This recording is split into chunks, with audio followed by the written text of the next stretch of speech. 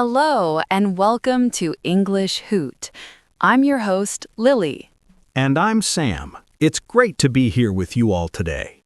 Sam, do you remember your first English class? Oh, I remember. My teacher talked for 1 hour. Only grammar rules. It was so long. Yes, so boring, like reading a phone book. Was it fun for you? Fun? No, it was not fun. I felt sleepy. Many people feel this way, I think. Exactly. But what if I tell you something different? What if you can learn English by having fun? No more big, boring books? I like this idea. Yes. Imagine you are in a London cafe. You order a coffee. You talk to the person next to you. You feel good. You feel confident. Or you are at a big meeting with people from many countries. You speak English. Everyone understands you. It feels easy. This is not a dream. Today we talk about a fun way to learn. We turn boring study into exciting play. I am ready for some excitement. Tell me more, Lily. First, let's talk about why many people find English class boring. The books are often very dry, too many rules to remember. Yes, rules, rules, rules. I forget them all the time. Then I feel bad. But you speak very good English now, Sam. Thank you, but I learned by watching films and talking to friends, not from the boring books. See, that is our point today. Learning can be like play. It can be an adventure.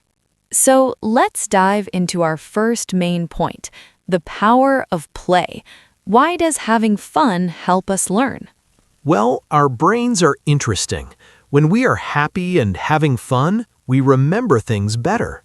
Yes, think about a fun song. You hear it one time and you remember the words. But a grammar rule? You read it 10 times and poof, it's gone. So true. I know all the words to my favorite songs, but I still forget when to use the or a. Exactly. So one of the best fun ways to learn is role-playing.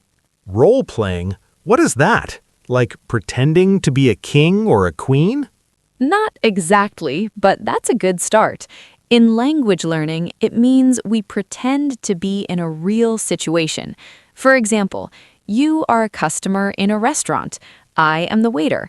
We practice a conversation. Oh, I see. So we practice real English for real life. That sounds useful. It is, and it works because you're not just remembering words. You are doing something. You are living the English. So my brain is more active. It's like exercise for English. Perfect way to say it, Sam. It's exercise. And the best part? It's a safe space. You can make mistakes. Nobody is watching. You can say the wrong thing. It's okay. Then you learn. Yes, no real problems. If you make a mistake with your friend, you can laugh and try again. I like this. No stress, just learning. Let me give you a simple example.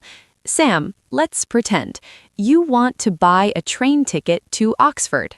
Okay. Hello. 1 ticket to Oxford, please. Good.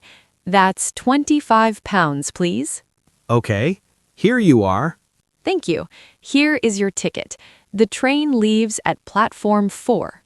Thank you. Goodbye. See? That was easy and fun. It was. You did a great job. Now our listeners can try this at home. It's simple. So your brain learns better when you are happy and active, and you don't worry about mistakes. That's the power of play. It's not just for children. It's for everyone. So, Sam, do you think you were a shy English learner before? Oh, yes, very shy. I was afraid to speak. I thought, my English is bad. People will laugh. I think many people feel that way. It's normal. But role-playing can help with that too. How? Well, you practice many times with a friend. You hear yourself speak. You become more comfortable with the sounds of English.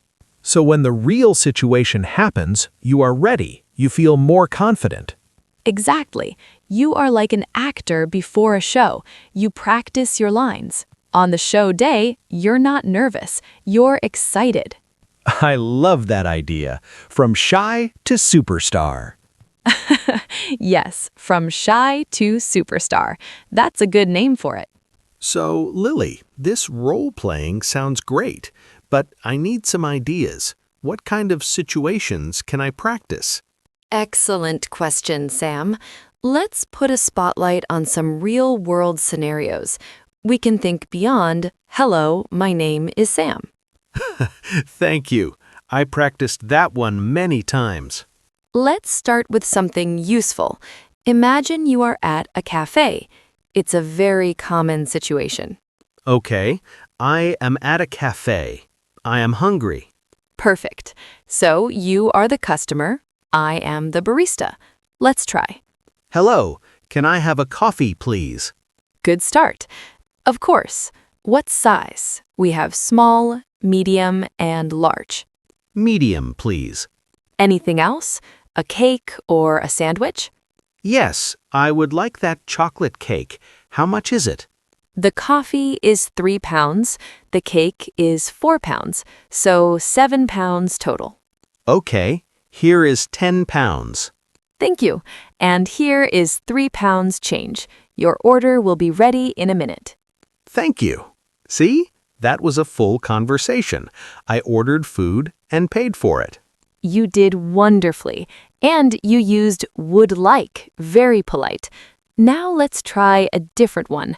How about asking for directions? Oh, that's a good one. I often get lost. Me too. Okay, Sam, you are a tourist in London. You are lost. I am a friendly person on the street. Ask me for help. Excuse me, I'm sorry.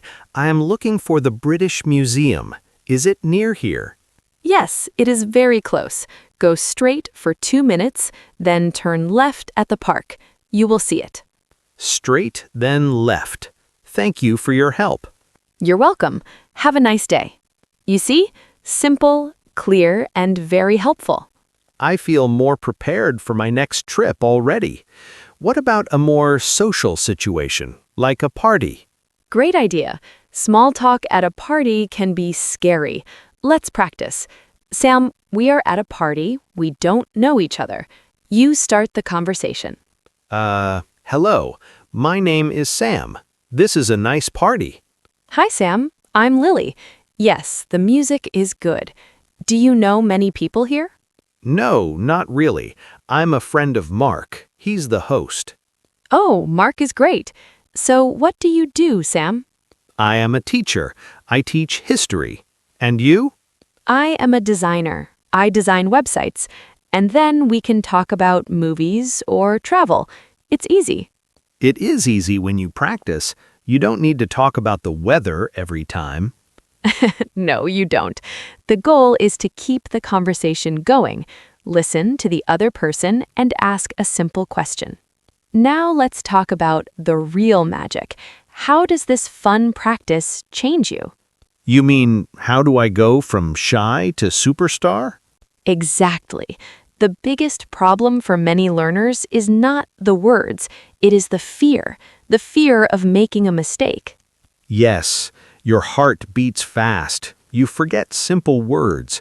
It is not a good feeling. But in role play, you make mistakes and nothing bad happens. You just try again. After many practices, your brain and your mouth feel more comfortable. It's like building a habit. The first time you do it, it is difficult. The 10th time, it is much easier. Yes, you build confidence. You start to think, I can do this, and that feeling is gold. So, confidence is the key? I believe so. When you are confident, you try to speak more. When you speak more, you learn more. It's a beautiful circle. And you start to own your English. You're not just repeating words from a book. You're using English to say what you want to say. Beautifully said, Sam. You are letting your personality shine through. People can see the real you. That is the goal, right? To talk to people, to connect. It is, and this method helps you do that faster than just studying rules. This is all great, Lily, but what if you don't have a friend to practice with? Another good question. You can practice alone. How? Do I talk to my cat? Well, your cat is a good listener, but you can also talk to yourself in the shower or when you cook. Practice the conversations we did. Be both people. Be the customer and the waiter? That sounds funny. It is funny, but it works.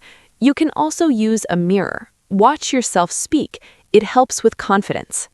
Okay, I will try that. But I will not tell my cat about my English practice. It can be our secret. So, Sam, we know role-playing is fun and builds confidence, but how can our listeners start today? Yes, give us some simple tips. We are ready to learn. Okay, tip number 1, start small. Don't try to practice a long, difficult conversation on your first day. Good idea. So maybe just practice ordering a coffee or buying a bus ticket. Exactly. Small wins build big confidence. Tip number 2, write it down. First, write a simple script for your practice. Oh, I like that. You can write the key words like coffee, size, how much. Yes, you don't need to write every word, just the important ones to help your memory. And tip number 3? Use what is around you. Look at an object in your room and say its name in English, or pretend to talk about your family to your mirror. So I can just talk about my day, like today I ate toast for breakfast, then I went to the shop. Perfect! That is excellent practice. It uses the vocabulary you use every day. What about using technology? Are there good apps for this? Oh yes, many apps can help. Some apps let you talk to a chatbot. You can practice conversations with it. It's safe and private. That sounds great for people who are very shy. You practice with a robot first. Exactly. Then, when you feel ready, you can find a language partner online. Many websites connect language learners from around the world. So you can talk to a real person from your computer. Amazing. It is. But remember, always be safe on the internet. Use a good website and protect your personal information. That is very important advice, Lily. Now, let's think about the future. Imagine yourself 6 months from now. Okay, I am imagining. I am at an airport. I need to find my gate. I talk to the airport staff in English. I understand everything. I feel calm and happy. Wonderful! Or maybe you are watching an English film and you understand a joke without subtitles. Yes, I love that feeling. Or you make a new friend from another country because you can speak English. That is the best feeling. This is your fluid future, and it starts with a simple, fun step today. So no more excuses. We can stop with the boring books and start having fun. Don't just learn English, live it. Use it to play, to imagine, to connect. This has been a fantastic talk, Lily. I feel very motivated. Me too, Sam. And now we have a question for our wonderful listeners. We want to hear from you. Our question is this: if you could role-play any situation in English, what would it be? Would you be a famous actor giving an interview, a chef ordering food for a restaurant, a tourist asking for help? Tell us your idea in the comments below this video. We read all your comments. We love to see your answers. Don't be shy. This is your safe space to practice. Write a sentence or two. We are here to support you. Remember, every expert was once a beginner. You can do this. Well, that's all the time we have for today on English Hoot. Thank you for listening and for being part of our community. Keep practicing, keep having fun, and we will see you next time. Bye!